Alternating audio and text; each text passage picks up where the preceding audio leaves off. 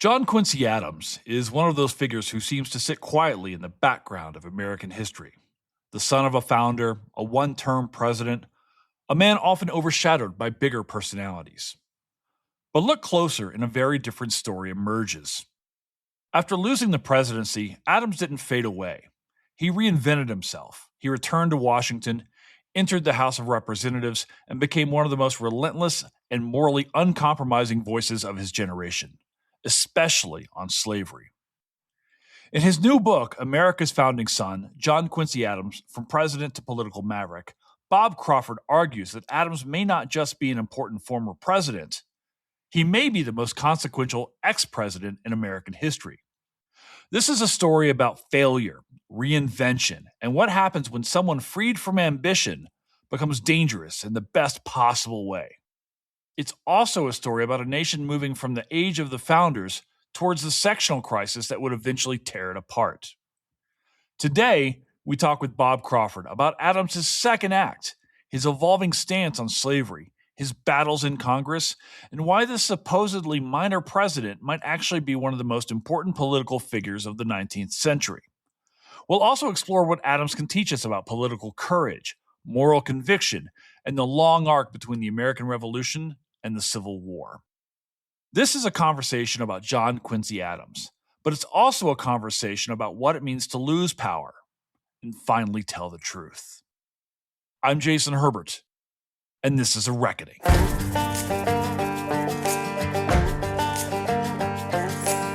My name is Jason Herbert. I'm a Southerner who lives in the West.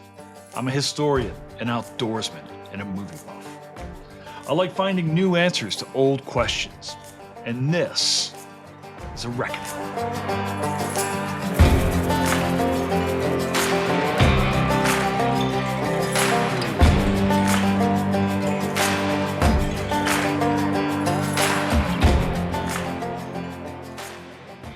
I was just texting my boss because he's like, why aren't you in yet? Because I work at the Forest Service as a tribal liaison. And I just got back from vacation. He's like, you're still out? I'm like, I'm doing things, Jim. And he listens to this pod.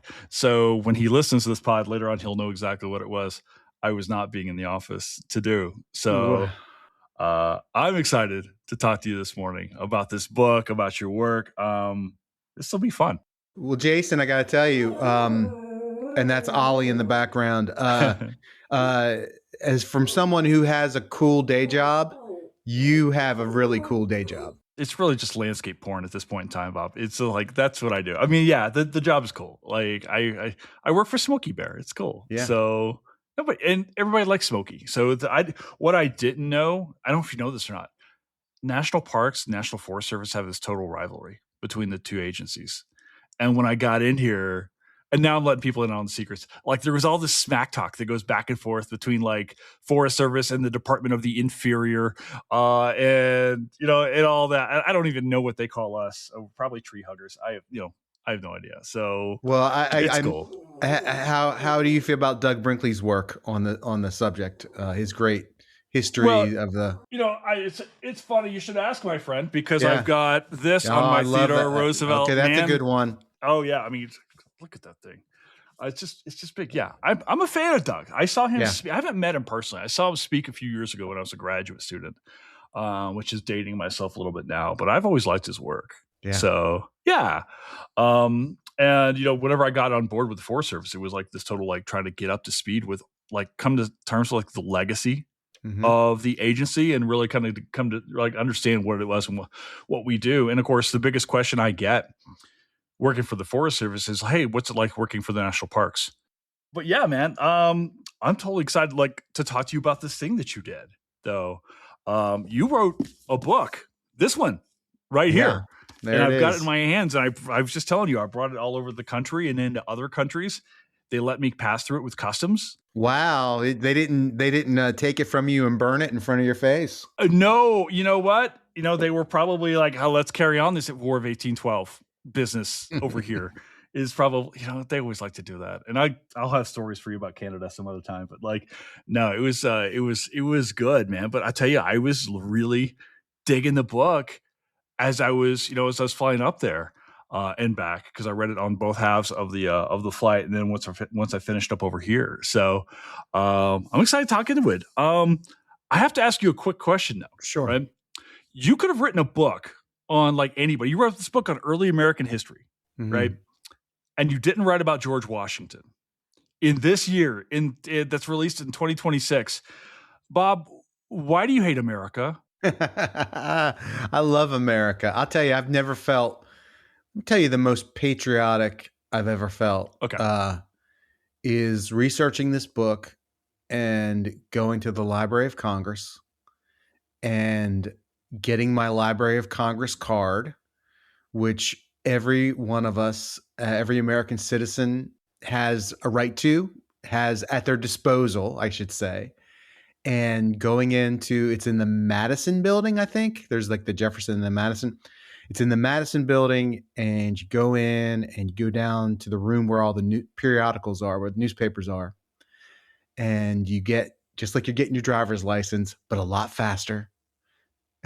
There's not a line.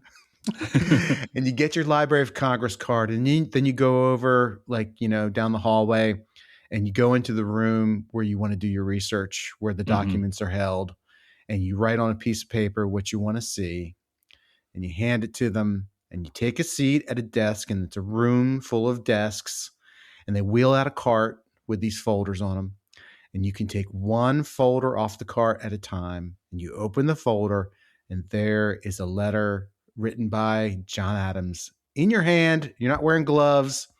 It's just right there, like his handwriting. That paper is in front of your face. And I had this realization when I was doing this, that these are our documents. Like any American citizen can do this. You don't have to be writing a book. You don't have to be anything special. You don't have to work for the Forest Service. You don't need to be a bass player in a band. You don't need to be whatever. Butcher, baker, candlestick maker. You can go in there and you can spend time with your documents, with our documents. And I felt a level of patriotism, a different level of patriotism and pride in my country than I've ever felt before. It's a beautiful, beautiful feeling. Can I tell you, I actually, when I was reading your book, I actually had I had a flashback reading your book, because I'm reading about obviously Quincy, and I'm reading about Henry Clay, and I'm thinking about Treaty of Ghent. And when I was a grad student at Wichita State University, I got to go to the University of Michigan to the Clements Library, and they've got Henry Clay's copy of the Treaty of Ghent inside this like giant vault. And of course, me being from Kentucky, I'm like, I gotta see it, right? So I had the very same flashback where I was like, this obviously is over at Michigan, so the things are a little bit different, but like just the fun in the archive to like hold this thing, to have it in front of you, you're like, holy crap! Like these dudes wrote like that's his seal. Yeah. It's really putting you in.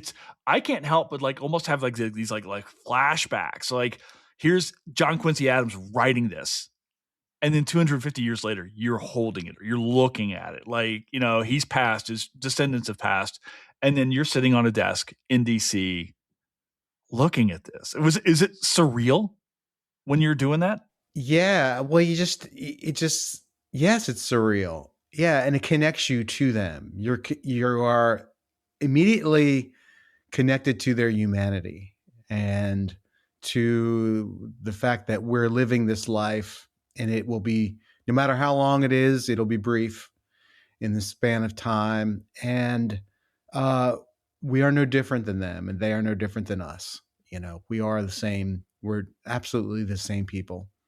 And when you read these, and this is like, we can get into this in the book a little bit, but you recognize people when you're reading about human beings and humanity and society and life. And no matter what time period, these people are oddly familiar, I find. Yeah, there's this humanization that happens when you start to go, when you start to reading like the correspondence, like, oh, they're fighting, Louisa and John Quincy are like arguing over his career, and you're like, oh wait, marriages have tumultuous times, or there's all these little issues. And I feel like sometimes, and I think maybe historians are especially guilty of this. I know I am, of nostalgia. Like, I think it's the biggest drug you Sure. can possibly have, right? Yeah. And then you go back and read, and they're just people caught up in this thing, and they're trying to figure it out on the spot. Yeah, I'll tell you, the strongest drug I do at 55 years old is thinking about the 1980s. Do we start talking about the Goonies right now? Can we? Yeah, we can. It's stronger than anything else out there. Yeah. I could write a book about the 1980s, but it would be fictionalized to my memories. No, it would be filtered through your historical lens, my friend. Is exactly that's what it would be. It would be from there. I think it would be 100%. Yeah. Yeah. The 80s are special, and now, especially as I'm really getting offended to see that like 1990 was 36 years ago, which means that, you and I was like, no, I miss the 80s. Well, let me just say that, Jason, I am really known to jump into rabbit holes. So let's go. I'm not a fan of the 90s. 90s culture, like 80s culture is perfection of human society. Okay. In its ridiculousness. Right. It's like this, it's this perfection. 90s culture. Cause I think it's like when you grow up, like, right. Like it's that time period. They say that if you get dementia or Alzheimer's, people will remember songs, they forget their family, they forget everything, but they remember the songs, and it could be hymns they sang in church but I was talking to Renee Fleming about this. She wrote a great book, Music in the Mind. And it tends to be from this certain time period of your life, like from like 11 to 15, whatever. And so, when that comes for me, I will know all the 80s songs. But this is why but let me just say this about the 90s. I've noticed this. Okay. Fashion, like everything, repeats, right? It's an art form and it's a cultural touchstone. And so it repeats.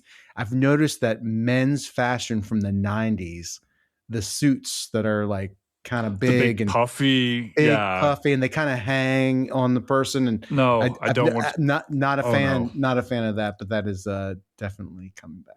That is awful news. Can we say, I feel like the flannel we can keep, especially since I'm in Colorado. Sure. Like it's functional out here. Right. And it's funny you bring that up because we were driving around Canada listening to Ricky Skaggs the whole time. And I'm listening. Nice. I'm working on getting him. I think he's coming on the pod soon. I'm pleading the whole Kentucky angle. So we're working on it. But my girlfriend had never heard his stuff. And I'm like, I'm playing old school, like gospel and bluegrass, and trying to explain to her what Kentucky is and stuff. And like, that's like Randy Travis. And I hear like Don Williams has like an album that's coming out now. All of a sudden. Wow. Apparently they just found something. Oh, that's incredible. And it's like, you hear these stories about Prince, but like Don Williams, the gentle giant, his voice, dude. Yeah. The smoothest voice I've ever heard. Like, it was, I don't understand how dudes can smoke that much and have a voice like that. Don Williams is one of those unseen pillars of the Avett Brothers. Is that right? In the basement of the root structure. Are you serious? We would listen to talk about Don Williams. Yeah. In the early days. Yeah. I don't know that people know him enough. They don't. Let's bring him back. Let's bring him back. We'll do that in the next pod. We'll do Don Williams Love Fest. Yeah. And we can tie this now. Like, wouldn't John Quincy Adams love Don Williams? Obviously. Well, let me just tell you that we can't really say for sure what that person would like or not like, but let me give you an example. Okay, so and I'll bring us to where we need to go in doing so. I'll get us We're going to circle back. We're going to dig out of this hole. We're like 10 feet from the top. No way. Let's just go the rabbit hole. Okay, so he wrote a diary. He kept a diary that's 14,000 pages long, roughly, from the time when he was like 12, 13 until his death at the age of 80. And so the Massachusetts Historical Society And I don't know the exact group that put this together, but it's called primarysourcecoop.org, primarysourcecoop.org, just like it sounds.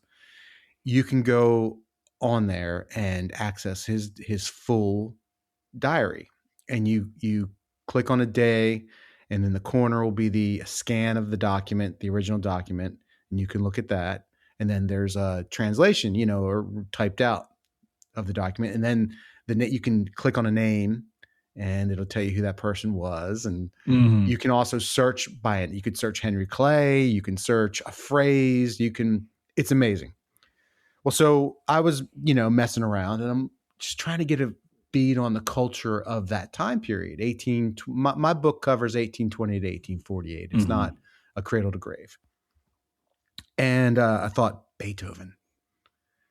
What Adams did? What was he listening to? Like what was Beethoven in the culture of the times? And there's like 3 or 4 references, and one is like an earlier from Beethoven's life, and I can't tell you what year it was, but at probably sometime in the 1820s or early 1830s, Adams goes to a party or something in DC, and there are oratorio singers, and they're singing a Beethoven piece.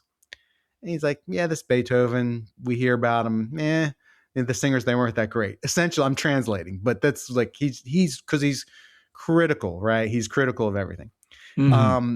And then later, like in the 1840s, like probably like 1846, I'm feeling like it was 1845, 46. If you're a congressman, you can borrow books out of the Library of Congress. And so he's talking about an elderly gentleman that he's friends with and he's in his 70s at this point. So this person's like really elderly. But he's talking about this old man that he's friends with. And he wanted him to check out this book about Beethoven. And so Adam says, I checked out the book for so-and-so, Beethoven, the musical, he talks like more like, oh, this guy is a genius. He is like an amazing talent. And then there's one more entry, and it's like from a couple weeks later or months later. And Adams is like, that Beethoven book, that gentleman has not returned it yet. And that's it.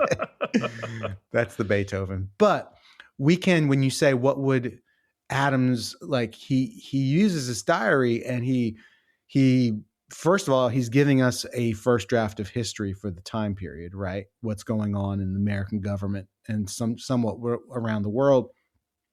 And then he's also letting his personal feelings be known. He's like settling old scores. He's calling out people for who they are. Henry Clay, all these egomaniacs, Henry Clay, John C. Calhoun, Daniel Webster. We think of like this golden age of the Senate, these great orators, and he's just taking them all down to expose them as ego-driven, individuals who just want power. They just want to amass power and be president. They all want to be president of the United States. And then he's also like on Sundays, he'll go to 3 church services every Sunday, and he writes what the sermon was about, like what Bible verse the sermon was on, and he is literally analyzing the preacher's style or his, and if it was like sometimes like, oh yeah, it was a great sermon, or he's like, I don't understand what the sermon had to do with the Bible verse, or so he's giving this like these like critiques. I think no one would buy this book, but maybe you and I and like 10 or 15 other people in Massachusetts, but an analysis of John Quincy Adams' theology. And because every Sunday, sometimes I'll just go in his diary, and I do this. I honestly do this.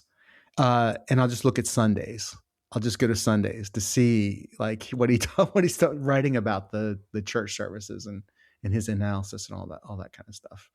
This is immediately thinking of Sarah. Has me immediately thinking of Sarah Georgini's work, Household Gods, where she's writing about the religious history of the Adams family and all of this, and it's fascinating, right? Because thank God, it's a good pun, for dudes like John Quincy Adams, right, who are like cataloging the entirety of this time period. Because if we don't have Adams writing all of this stuff. And it's so funny. We talk about like him talk about the egos of other people.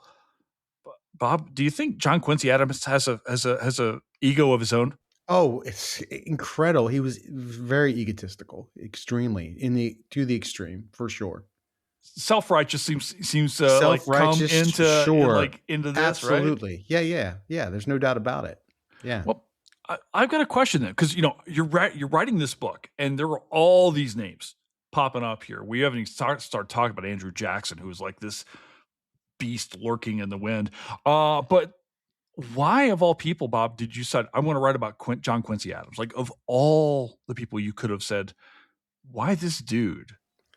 Because early in my discovery of American history, I've told this story many, many times. I'll get better at condensing it a little bit. But band starts, we start touring in like 2001, 2002. We are on the road when the when the invasion of Iraq happens. Probably 2004, 2005, I start to see David McCullough on making the rounds, I think promoting his book, 1776. Yep. And I just get this sense of this like, I love the way how beautifully he talks about American history and the humanity of it, right? And the humanity of, American history is just a great.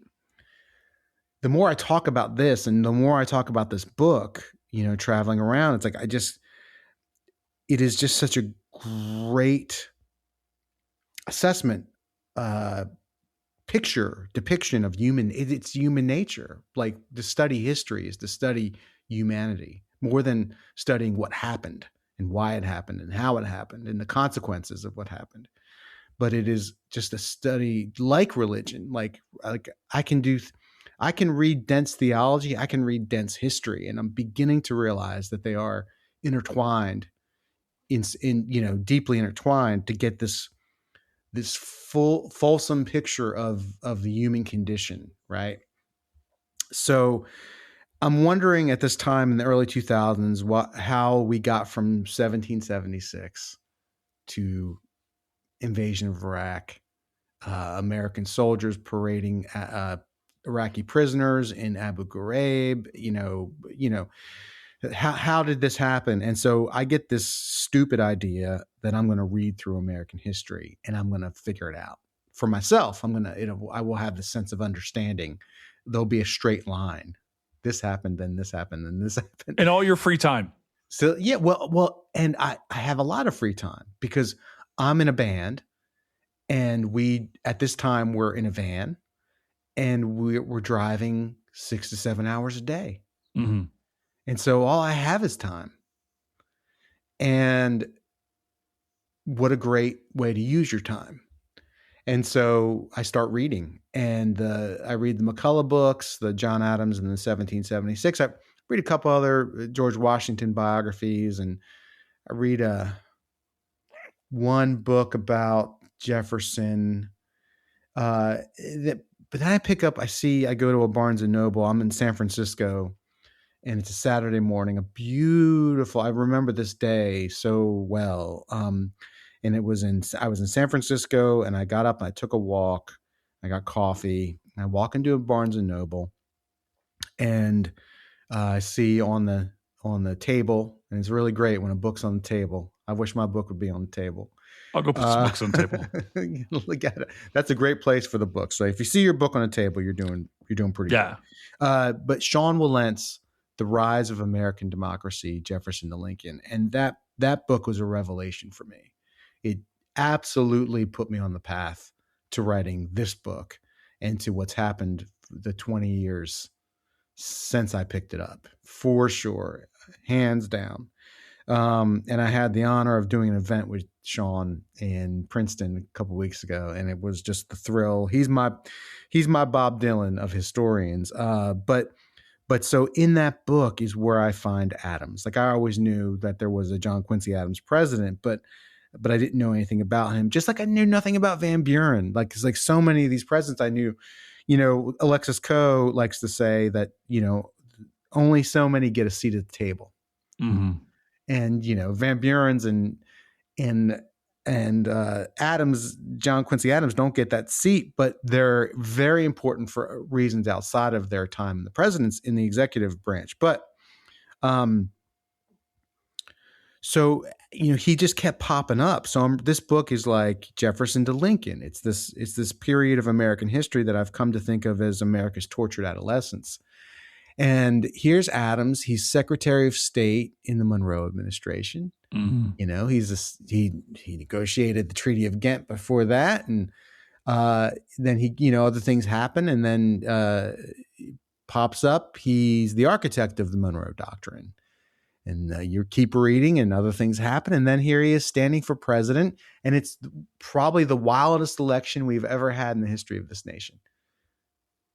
I mean, we've had some wild elections, but this one is top 5 at least, if not top 3. Top 3. If not number 1. If not number 1. I think there's an argument. So, but then he's president, and it's like a terrible presidency. It's just a failed presidency. And then you reading and other things happen, and Jackson has risen. But then here's Adams again. He's in Congress. You're like, what?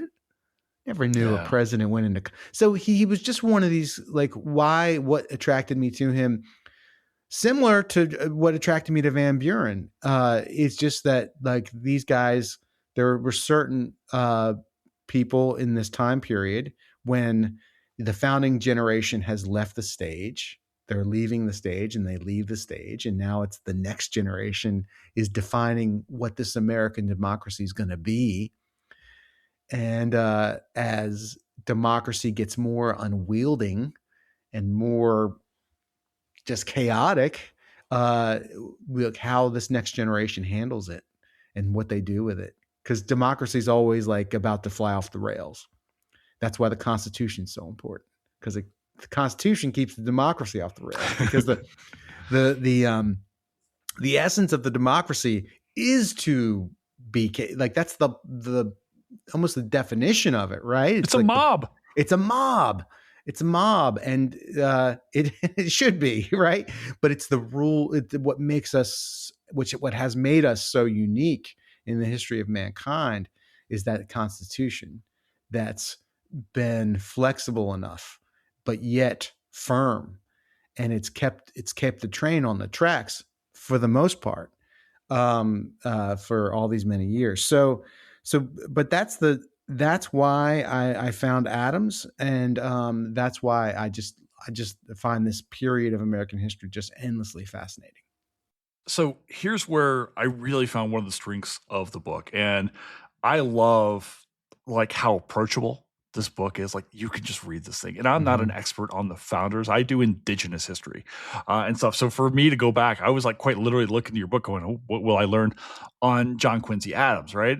And the thing that the positionality of the book that I really dug, Bob, is this, right? You talk about like John Quincy Adams is a failed president. And I think there's this tendency to, when we go back, people who aren't familiar with him, right, to go, oh, he was that president who got beat or whatever by Jackson or whatever, right, later on.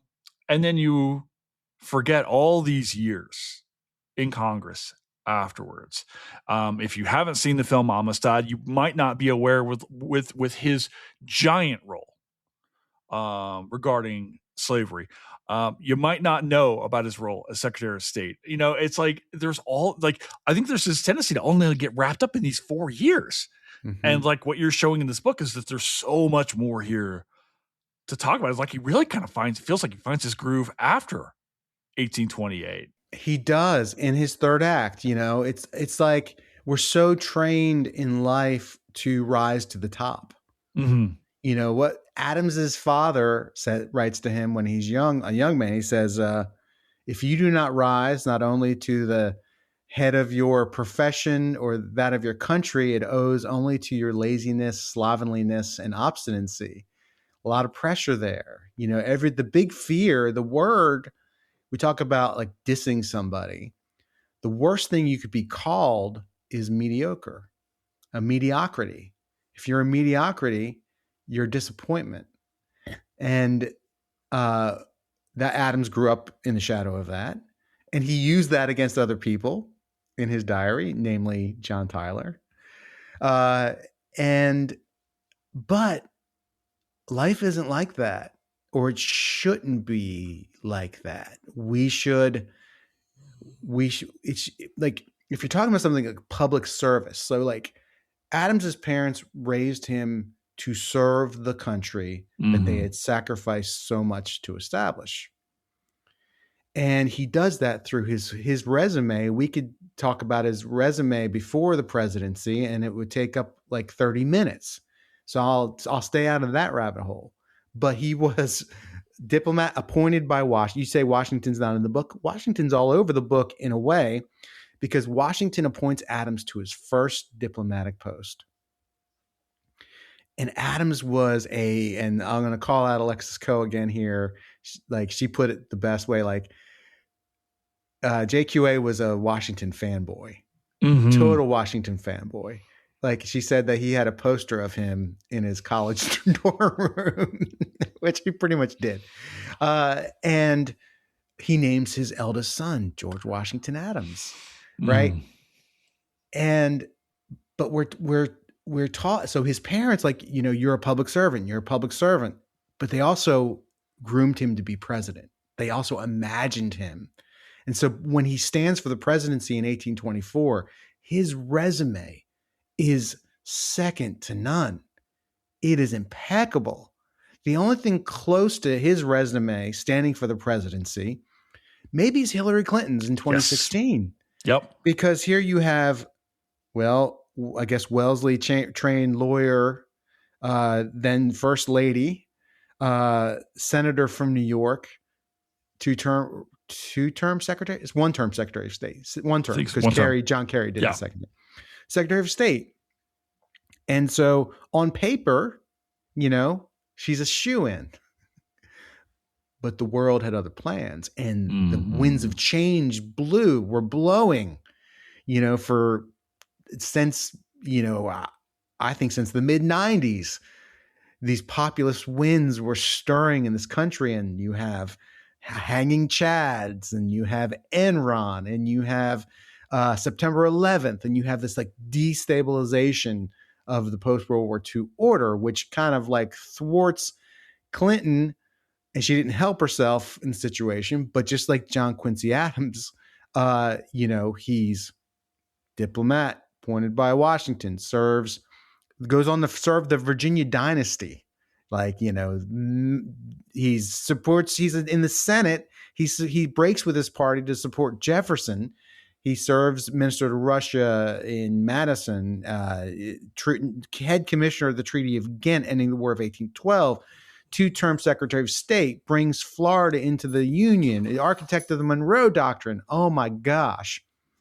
But he literally wins the presidency, not by the acclamation of the people, but by a failsafe amendment, the 12th Amendment in the Congress. So he's a minority president from the get-go, and just like Hillary is maybe partially defeated in 2016 by saying the words basket of deplorables, Adams in his first annual message to Congress, and then again, I know the electors are the American people, right? They are representative and they speak for the American people, but they are not the American people. And so here he wins his election to the presidency in this crazy House vote, where each delegation, each state gets one vote. There were faithless electors, Henry Clay of Kentucky, the state of Kentucky, that switch over to him. Then he appoints Clay Secretary of State, seen then as the stepping stone. Like, this is a corrupt bargain and a stolen election to many in the country. So then in his first annual message, which is the State of the Union for people that, to people that don't know, I'm sure many of your listeners do know. But here he's just kind of limped into the White House, a minority president, and he's laying out this ambitious agenda for federally funded roads, bridges, canals, a national university, which was always socialism, which was a dream of Washington's. Sure. Lighthouses of the sky, scientific research, And he's saying that the federal government should be paying for this. And he's telling Congress, look, Europe's doing all this stuff. If we want to compete with Europe, we need to be doing it. And if your constituents don't want it, we can't be palsied by the will of our constituents. Basically saying, I know what's best. They don't know what's best. Similar to Hillary said, calling half the country basket. It lines up. It's not the same, obviously, but it help if we can see it through this perspective, through this lens. We see A, people haven't changed, and B, doesn't matter how good your resume is if you don't have a connection to the American people, and the generational shift that is occurring is beyond your control. So, but going into Congress after a failed one-term presidency and what he does in Congress, you see the scope of this long life through the lens of public service. Like, what is greater than serving 4 years in the executive branch? Well, it's serving 50 years your country. And he says, at the time that he is he's approached to stand for Congress, like his wife and son are like, man, this is, Dad, you can't do this. Like, this is a step down. Like, this is a demotion. Mm-hmm. He says, I would be a town selectman if people ask me to be. It's serving. The office doesn't belittle you.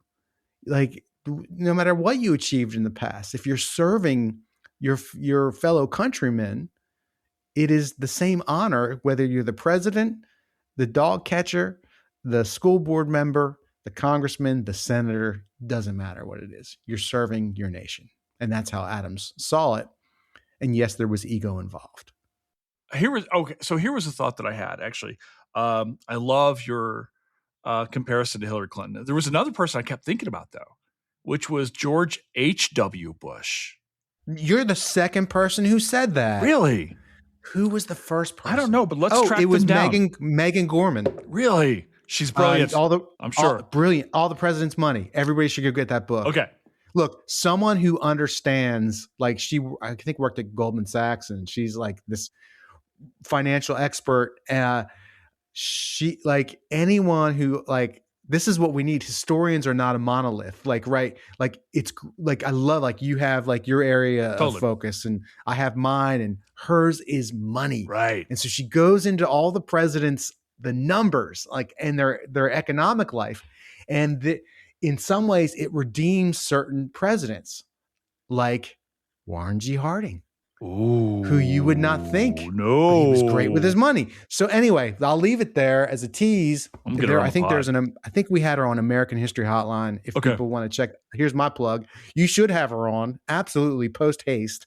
Yeah, really great. Anyway, she said, because we did a live event in San Francisco, and she said, I'm thinking of George H.W. Bush. I was like, whoa, I didn't even think of that. I guess he had a European education. Yeah, yeah.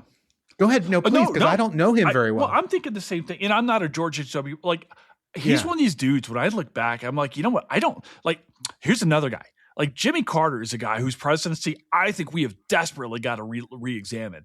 Absolutely, yeah. Because I think Jonathan Alter's got a great book. He's really great for Carter. Yeah. Okay. So George H.W. Bush, though, real quick, right? Raised from like a political family to be a thing, right? Mm-hmm. Whole career is about service, but a shitty politician, right? Doesn't, like, I remember back then someone was asking him about something. Some kind of pop star. He's like, I don't do that. And then here's him during the debate, right? Looking at his watch, doesn't know how a scanner works, doesn't know how a supermarket scanner. So he comes across as aloof, but at the same time, it almost, Bob, feels like it's very much in the line of what the founders kind of envisioned. And I kind of hate sometimes about with the idea is like, oh, the founder said this to the founder. Well, the founders were kind of cool with slavery too. A lot of them. So it's not, absolutely. It's not like they're, it's not like we should like only take their ideas and say, well, the founder said I should have spaghetti, but only at dinner. But it's like, you look at a dude like George H.W. Bush. And then also John Quincy Adams, right? Trained to be a servant, but kind of feels like he's above, not interested in talking to the people, right? Don't It's say like, kinda. okay. Don't say kinda. Yeah. Because this is what he'll learn, right? This is like how, but no, he is above the people in his mind for many, many years. He's above the people. And Andrew Jackson's not. Right. Andrew Jackson gets it. He doesn't. Yeah. You know, there's this great, you know, it's like the end of his, like July 4th of 1828. And, you know, he wants infrastructure is his big thing. And there's like the Ohio Canal project in DC. Yep. In Maryland. He's attending the groundbreaking. He knows he's going to lose re-election. Right. And he is right. He can quote Cicero and Tacitus at will, but he is not connected to the American people. And in fact, why do I keep saying that? In the 1828 election, in the campaign, so I found a newspaper article it's somewhere in Virginia, and they're pushing, you know, Jackson for president. And they're saying that we don't need a professor in the White House. You know, we need a military leader, a powerful man, you know, like a man for the common man. Andrew Jackson. We don't need Adams is smart and whatnot. Nerd. We don't need this. Right. Nerd. We don't need it. You're out of touch. But so he goes to this groundbreaking, and it's like, you know, the golden shovel kind of thing with the dignitaries, and you hit the blade, you know. So he gives his speech, you know, it probably went on for too long. It was probably above the people's. And there's like a few thousand people there, like when you read it in his journal. And he goes to like get that ceremonial shovel of dirt, and he goes down and he hits a stump. And the crowd is like quiet. He goes back again, and it's July 4th, and it's like outside of DC, so you know it's hot and humid, right? And you can imagine. And he's wearing this, you know, black, heavy cloth overcoat, I'm sure. He goes down, get another ceremony. It's just a formality, a shovel of dirt, and he puts his shovel down and hits that stump again. And it was like, it's getting real hushed. He takes off his coat. He rolls up his sleeves. He raises the shovel in the air.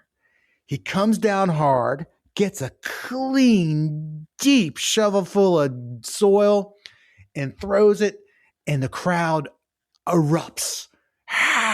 They go crazy, and everybody's fired up. And he says, like, I invited like the dignitaries back to the White House, and we had a drink, and, you know, like, he writes in his diary, he's like, that.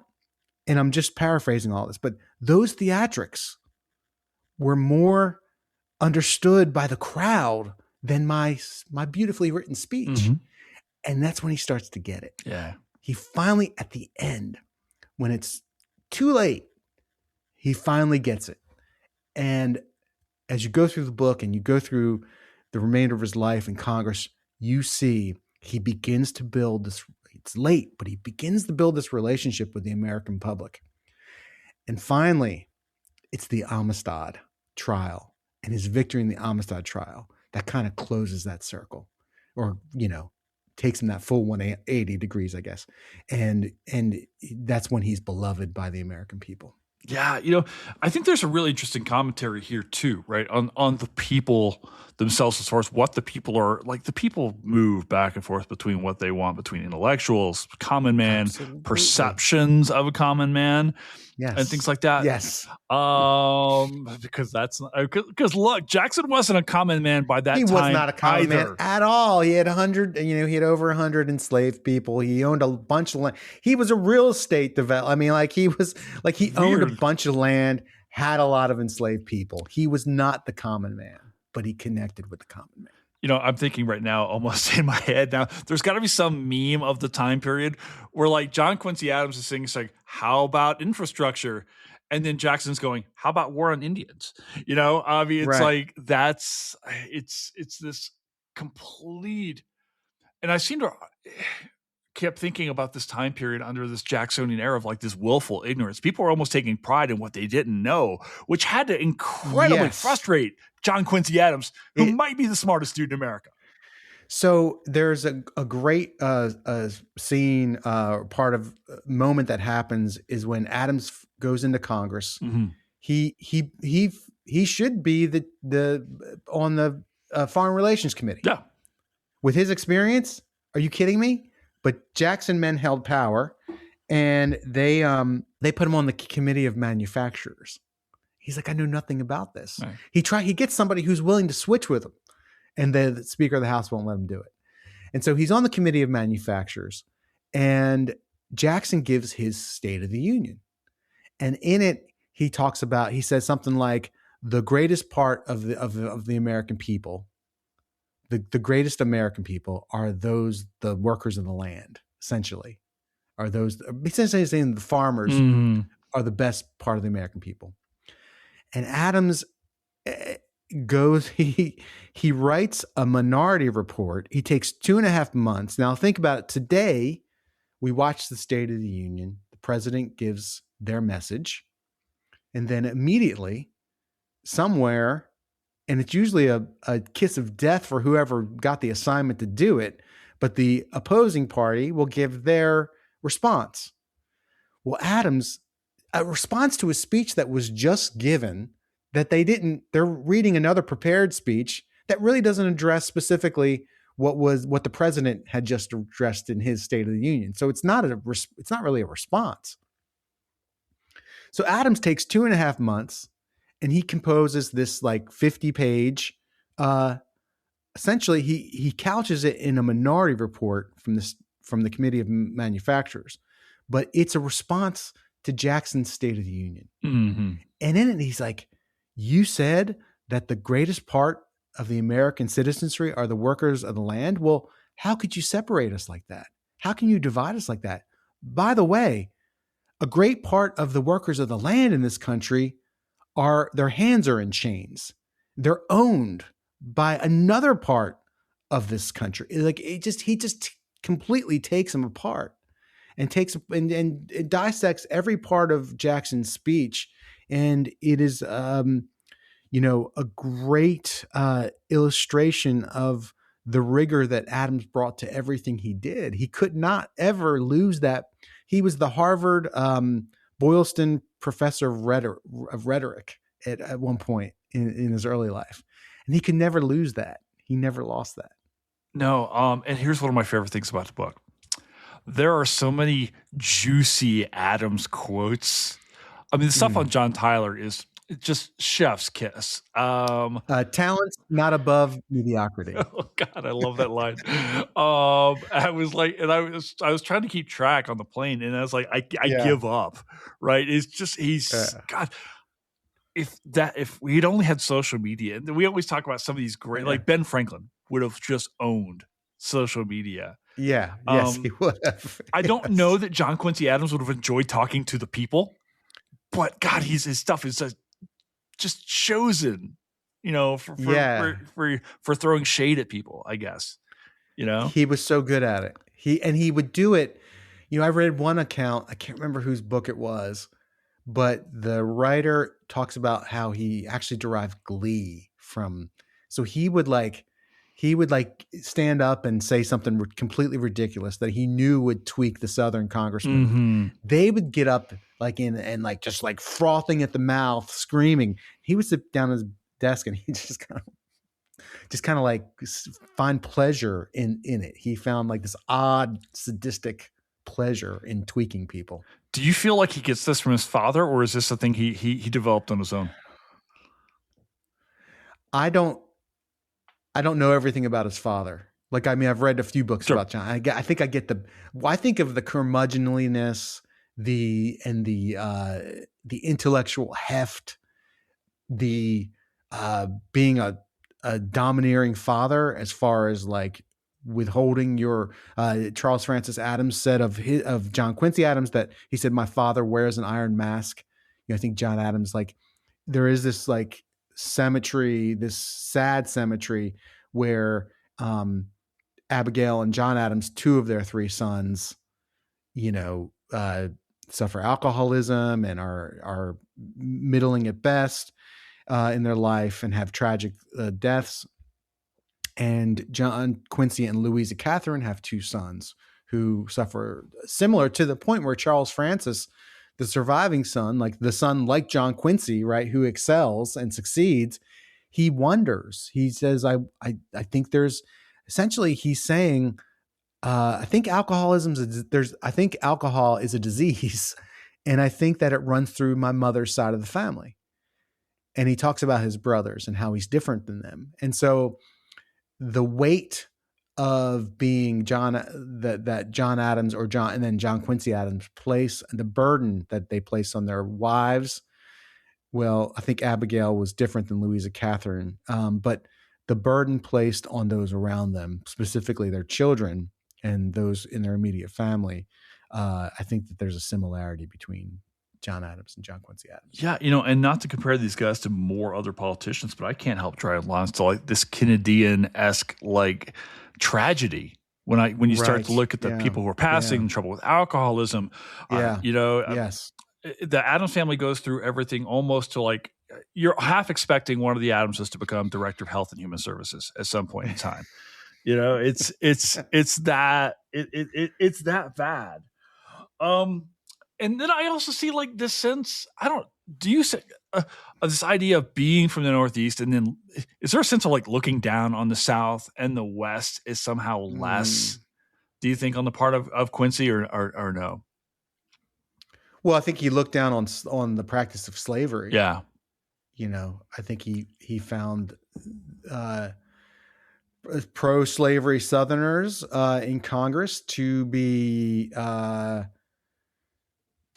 think he comes to see it as evil. Mm-hmm. He just comes to see it as evil. But, he does know that the business interests of Massachusetts in the North were deeply entwined with the slave industry of the South. I look at it like, and got to be really careful because we're talking about human lives here when it comes to the tragedy of slavery and the evil of slavery. Mm-hmm.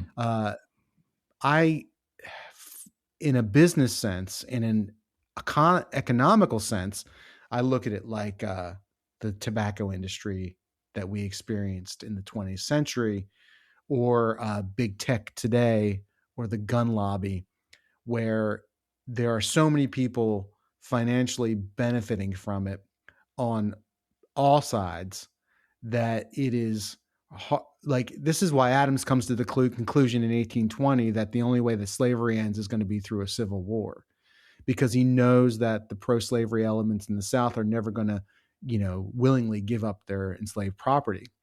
Not only because like John Calhoun tells him, right? Like when they both serve in the Monroe administration, Calhoun's the Secretary of War back when we really had a Secretary of War. He tells him, in the South, it's slavery that gives us our equality. Whites are equal because they have slaves that make them equal.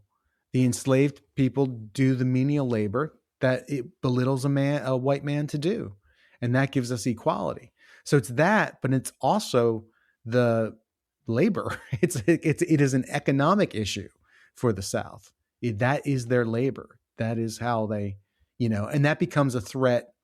The abolitionist movement was so small for so long. It was such a minority of the population in the North because A, people didn't want to disrupt the status quo of the Union. The fear of civil war was always there. And B, if these enslaved people, if emancipation happens, who's going to take our jobs? Who's going to come north and take our jobs? And so, Adams was just keenly aware of all of it. And yes, he looked down on Southerners for sure. All right. I want to talk about one Southerner in particular. Actually, I want to talk about two, because I think we have to come back and talk about Calhoun in a second. But Clay, we talk about Adams as actually making it to the presidency. I always look at Clay. I'm like, this guy he's like America's almost president. He kept running and almost getting there like so many times, and clearly thirsted for power.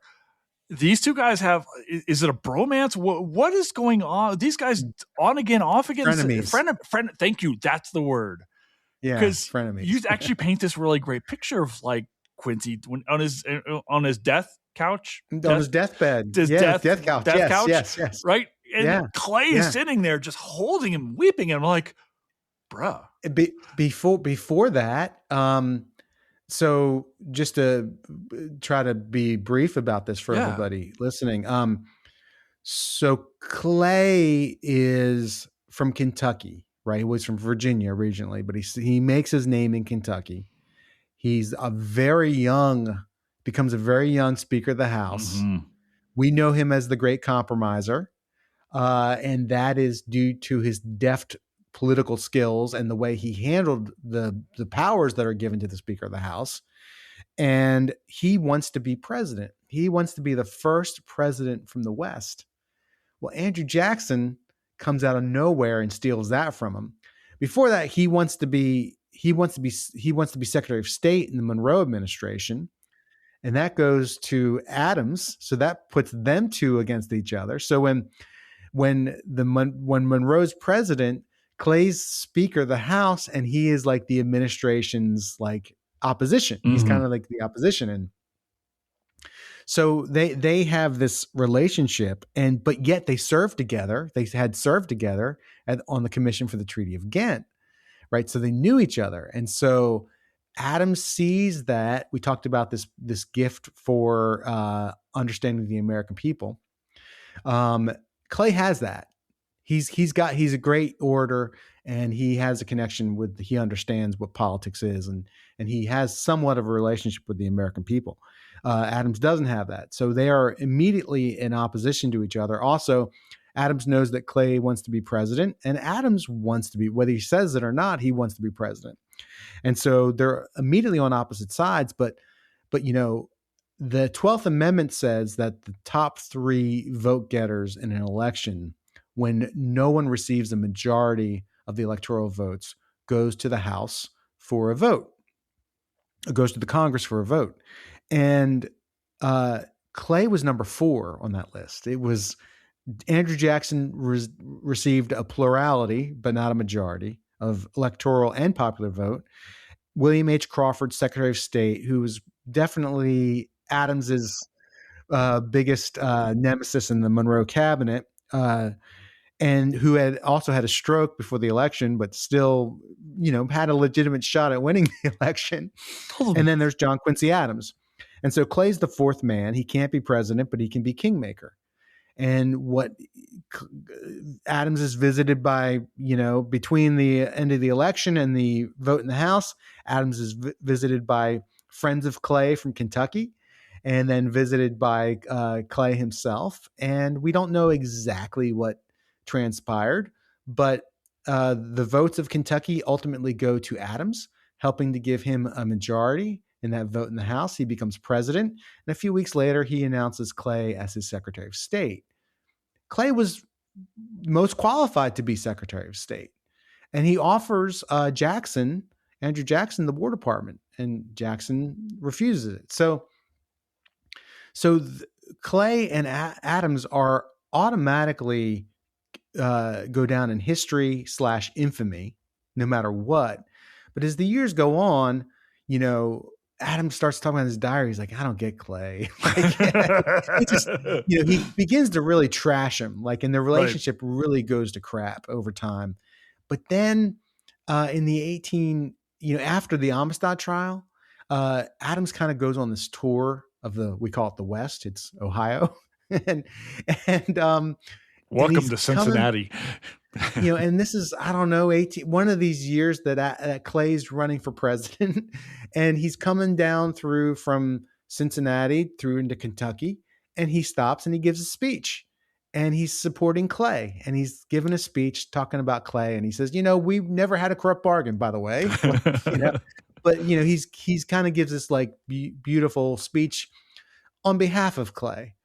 And then, when Adams is dying in the House of Representatives, Clay comes over and he kneels at the couch and kneels at his side and holds his hand and weeps. And, one of the last persons that Adams interacts with before he passes. Yeah, it's, I almost felt like, and again, Jefferson Adams thing between the two of them. Not quite the same, but in some, there are a lot of parallels to his daddy, which is what Sure. every man wants to hear, is the comparisons to his father. Obviously, Calhoun looms large here. We'll get to Jackson in a second, but Sure. there's a part here in the book where you talk about look, Calhoun is an arch villain in American history. Like, I don't think anybody can argue with that. I posted on Instagram the other night about this. Yeah. Sean Wilentz, when we did the John Quincy Adams, the book was preceded by a podcast series, which really spawned the book. And Wilentz was one of the experts, historians. He calls Calhoun essentially the most evil man, like an evil man. He's an evil man. And he even looks evil. He's the worst. He looks evil, yes. But people say that knew him. You ever read Margaret Bayard Smith? No. She was a Washington socialite. She was friends with Jefferson and Madison and kept amazing friends with Clay, kept very good friends with William Crawford, gives the most glowing interpretation of and memories of that, because I always read Crawford being, well, Adams calls him a worm preying on the insides of the Monroe administration. He's the Treasury Secretary, and I have this terrible, and he used the patronage, so if you're a Treasury Secretary back then, you control a lot of patronage, and Crawford used it for his political favor, and he's working alongside these groups that are trying to get the states of the old Northwest Ordinance to become slave states, and he's just kind of a dirty politician. And but Margaret Bayard Smith gives this glowing, and talks about his grandkids crawling on his lap and all this kind of stuff. You're like, this guy's an asshole. What are you talking about? So anyway, but I think somebody I read their memory of Calhoun. We look at his picture and we see horror, like vampire, like Nosferatu, but they talked about how actually like if you knew him, his eyes, they were piercing, and he was brilliant as a young man. They give these accounts of him as actually being, very, very magnetic, I guess.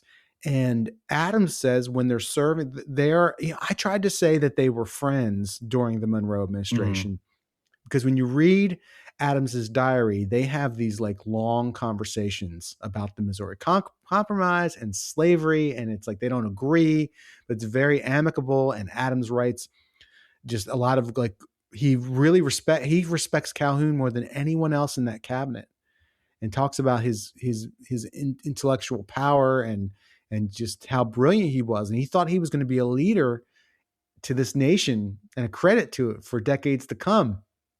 Well, fast forward 10 years later, and Adams is in Congress, and he says, I expect nothing more from him but evil. So he makes this turn. When I think of Calhoun, sometimes I think of Lindsey Graham. Oh. Because Calhoun was a nationalist, right? He believed in the power and the importance of a strong federal government. But then, he has this rift with Jackson, and he becomes a nullifier, and he's the architect of nullification, and which becomes a predecessor to secession.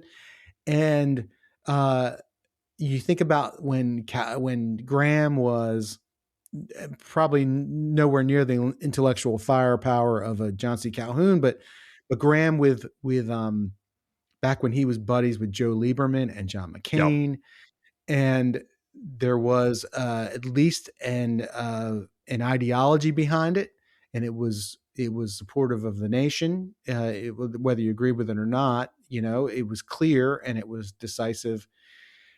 And then after McCain passes away, even before, when Trump gets power, Graham realizes that his survival is tied to Trumpism, and he changes for his political survival. And look at what he probably started this Iran war. So anyway, I again, there are no exact parallels, but it's when I was writing this book and thinking about Calhoun. And by the way, I read William Freeling's nullification book, which is so good. And I'm thinking South Carolina, man, Wow, South Carolina. Yeah. Man, there's a lot of characters in my book about South Carolina, and wow, man, South Carolina. Yeah. That's all I got to Right. I mean, that's a book. By the way, I love you, South. I love South Carolina. I love visiting South Carolina. It's a fine state full of great It's a food. fine state full of great food and really great people. But the political history of that state, is especially in the 19th century. Yeah. Yeah, I tell you what, I've turned my boss actually on to shrimp and grits as a result of his first trip to South Carolina recently. I was like, this is what you're going to go. Because he's from Colorado. He has no idea like what food is.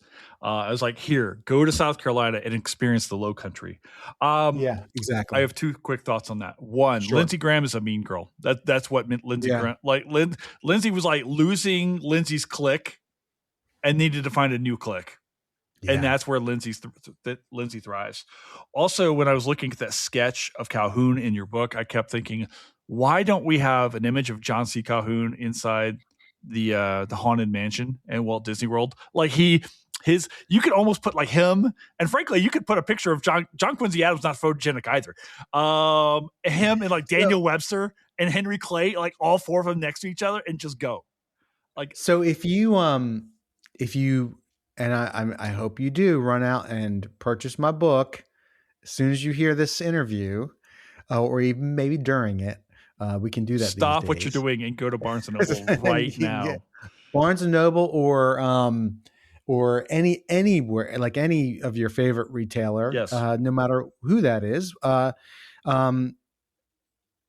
You will see these incredible illustrations by Garrett Moreland, and Garrett is a great.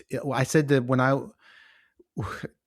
Alexis Coe, again, credit to her. We had a conversation when I was working on this book, and she said several things that scared the hell out of me about writing a book. But then she said, look, all these history books, they got the same 5 prints of these presidents. She's like, do something else.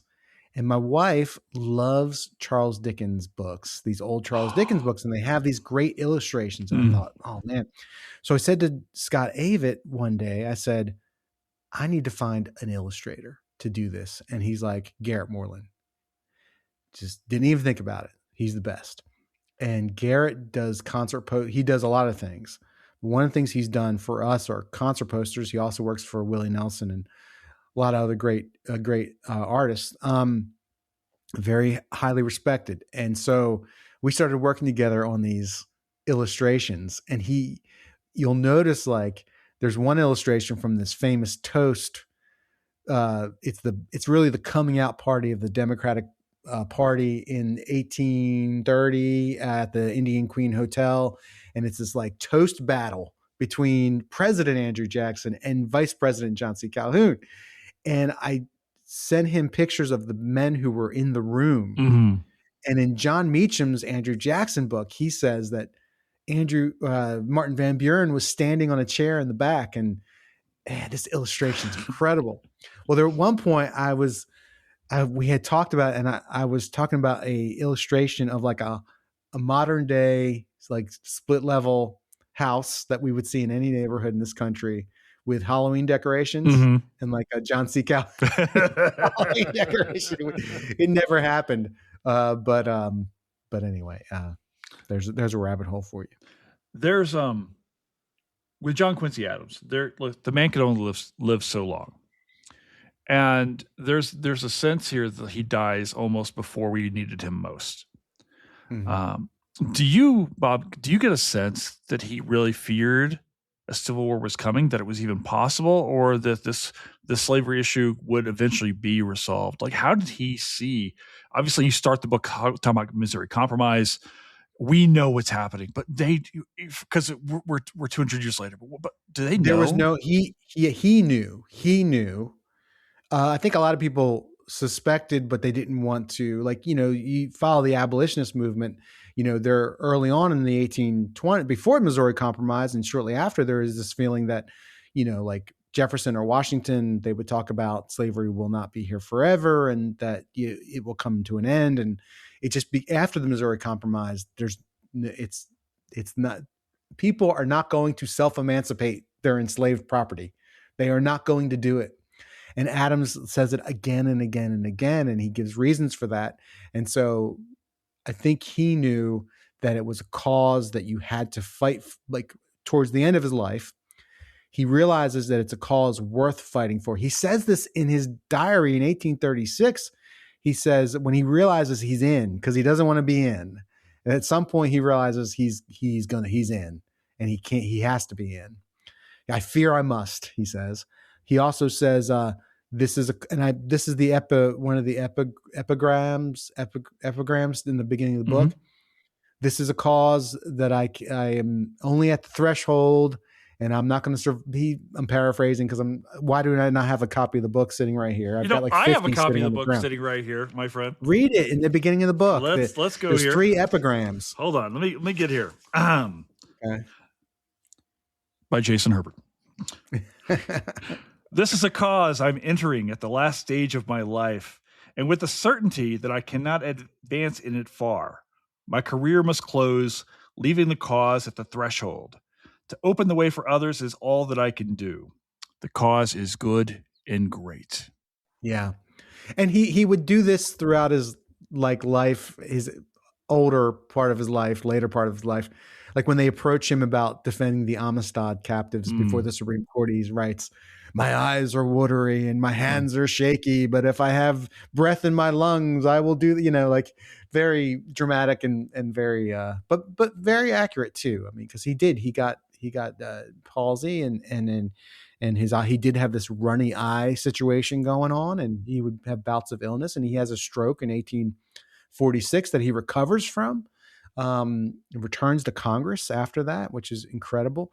But yes, he knew that he was not going to see the end of it. And there's one, Joshua Giddings, congressman from Ohio, writes an account of, and this is 1843, 1844, like when they're trying to defeat the gag rule and it doesn't look like they're going to.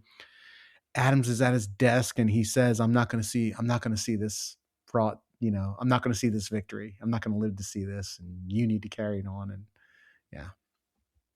Bob, I hate to bring this into the present, but that's kind of our job here. And we can always cut this if you want.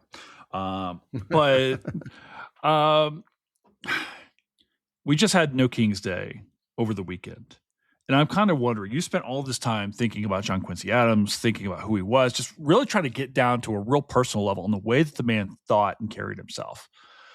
How would Quincy look now at the current administration, where we are in society in 2026? He would be shocked it took us so long to get here. Really?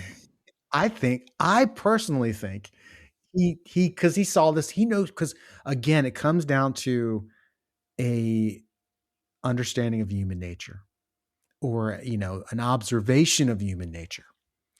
And he was one of the great observers of humanity. And I think he knew from his theological background and from his political experience and his wealth of knowledge of world history and societies and nations and the rise and fall thereof, that human beings are really prone to doing stupid stuff and acting in their own best interest rather than the interest of society. And so I think he would consider the current occupant of the White House a demagogue. He may have considered other, of the occupants of the last, 50 years demagogues, possibly. He would not have, because he never had anything good to say about anybody who's running for president after his presidency. He never, and that's another fun thing to go in the diary, primarysourcecoop.org. And I write some of this, when elections come up, but he had a low opinion of a lot of politicians because they acted very politically. And so he would have a low opinion of our politics. And it's so funny because a lot of the way our politics are today started in 1824 and 1828 with the elections he was involved with. And his side also, contributed to some of that mudslinging. But yes, he would be surprised it took us so long to get to this point where we're in this crisis that we're in today, Yeah, and he would have probably predicted it in his journal 20 years ago. All right, I got to ask you about his fanboy of Washington, and Yeah. I am certainly, as you can tell over my right shoulder, I've got Theodore Roosevelt sitting right there. If Quincy were with us today, are there presidents he would have liked after the fact? People he would have fanboyed over? People he would have been. He didn't like anybody. Like I He's think he would crotchety. have probably. I would have to think he would probably have liked Lincoln and Teddy Roosevelt. He would have probably been suspicious of FDR. There's that quote as Secretary of State. When he's Secretary of State, July 4th, 1821, he gives the July 4th oration in D.C. To distinguish himself from the administration. He wears his professor robe. And in this speech, he's asking the question. First half of the speech, he's reading the Declaration of Independence. Second half, he's kind of musing on the question, what has America given to the world? And he's talking about this self-government and this and that, and no more kings and all this stuff. Then he gets to this line that is often quoted, even in the past month, that, but she does not go abroad in search of monsters to destroy. Our friend Lindsay Chervinsky could probably give us a whole dissertation right now on this speech. And we would be wise to listen to her. But she does not go abroad in search of monsters to destroy. Isolationists love that line. And I haven't looked it up, but I'm sure going into World War II, there were a lot of people who were quoting that line. Rand Paul tweeted that line the morning that the bombs began to fall in Iran. Less than a week later, Hegseth echoed that line in a speech about the Venezuela situation and our dominance of the South American situation.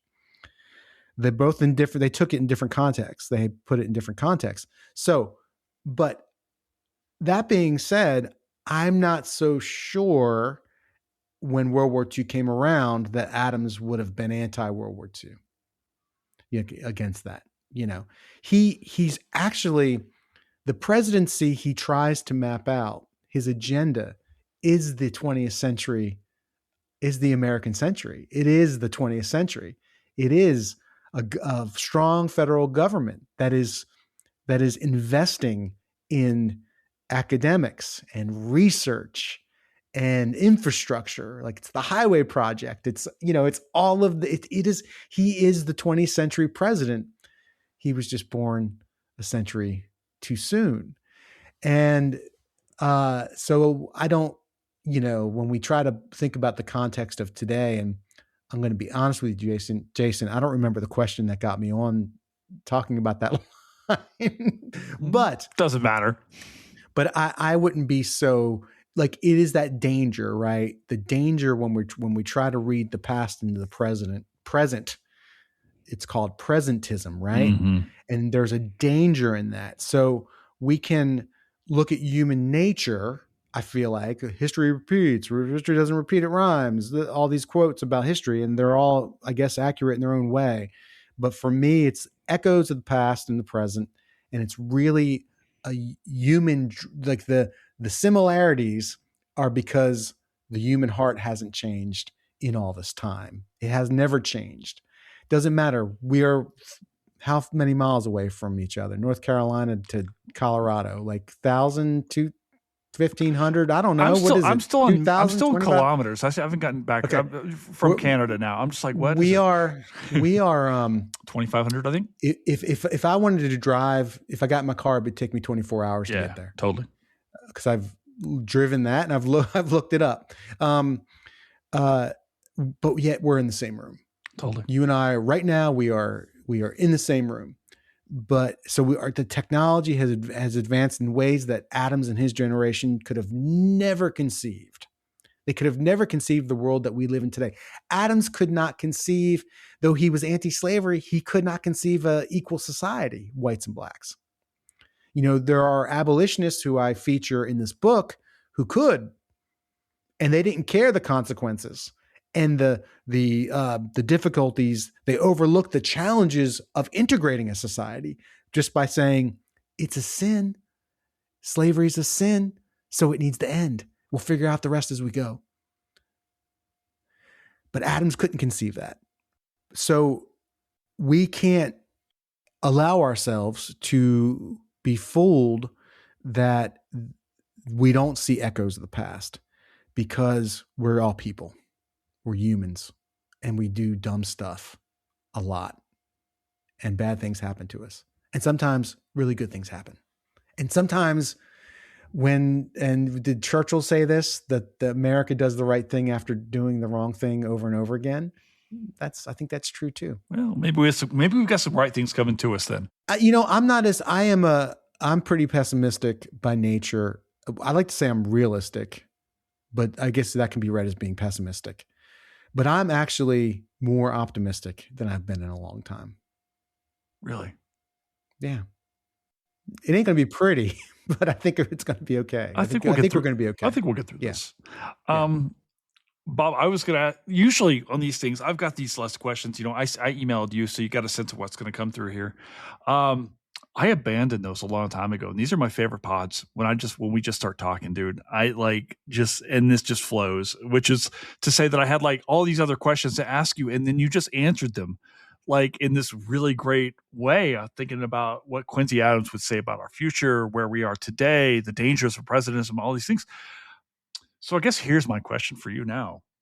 You've spent all this time writing about John Quincy Adams, thinking about the past. What comes next for you? What do you do next? You guys are going on the road. Is there another book in the works for you at some point? Like what happens? Yeah, I hope. Yeah, we are going on the road. We'll be on the road summer and fall. Mm-hmm. Coming to a town near you. You are actually. Everyone goes to Red Rocks.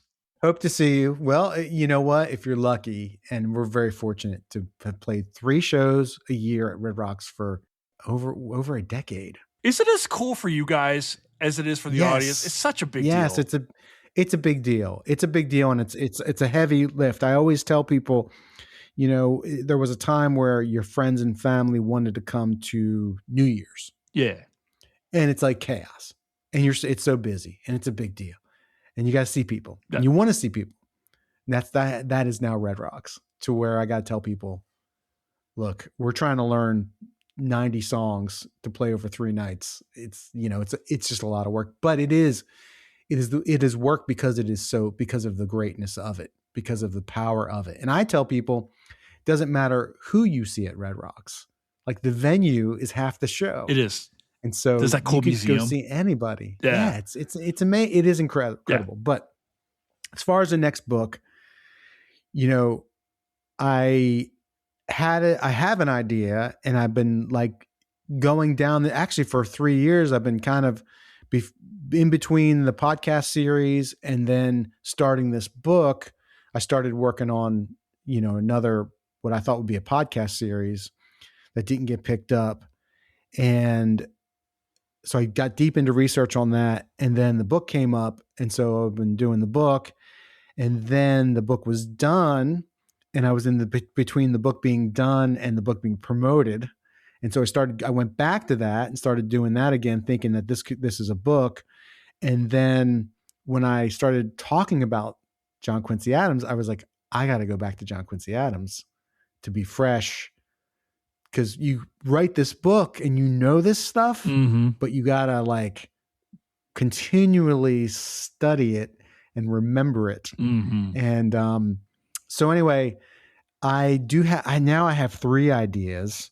And I look forward to doing a lot of reading and thinking once I'm done talking about John Quincy Adams all the time. I just know we're talking about Martin Van Buren in 5 years on this podcast. No, because James Bradley wrote the definitive, and you need to have him on here. Really? Because he wrote the first definitive Van Buren book in 40 years. And it is excellent. Came out last year. It is excellent. I'm going to email him. Yes, he is in the notes of my book. His book, but please do. He is wonderful. He is wonderful, and you got to have him on. So yeah, not Van Buren. What we talked about Lindsay Chervinsky. She's working on a great book that is a great time period, but I'm looking forward to seeing the parameters of her book. I'm a Lindsay fanboy. Is that a word? I don't know. Lindsay knows. Sure, Lindsay knows yes. I love her. She's amazing, right? And a great name for her dog, by the way. Yeah. So. Oh yes, of course. Yeah. Like we knew this book was going to happen. Like we all knew this book was going to happen. Yeah. Exactly. So, but there are 3 different ideas I think that could work. Could be fun to research. But I look forward to, getting into the libraries and starting to read. I have a lot of letters I want to read and a lot of diaries I want to read. I love it. So Well, we'll start there. I'm here waiting for it because this was fabulous, dude. I read nonstop for this thing, and I loved this book, dude. So thank you. And thank you for taking the time, man. This is we went out of this for almost 2 hours today. So thank you for being here, man. That's what we're here to do. Awesome. My pleasure, Jason. Really nice to connect with you. And that's a wrap here at Reckoning with Jason Herbert. Thank you so very much to Bob Crawford for coming in. Bob, that was amazing. I love talking to you today. You were an absolute blast, dude. Thank you so very, very much. Thank you to my vice president, secretary, whatever. Thank you to Fletcher Powell for producing this show. And thank you most of all to all of you for continuing to listen in and share this with your friends and the people that you love in your lives. We've got a whole bunch of stuff coming for you soon, so stick around and we'll check you out later. Ciao for now. Bye.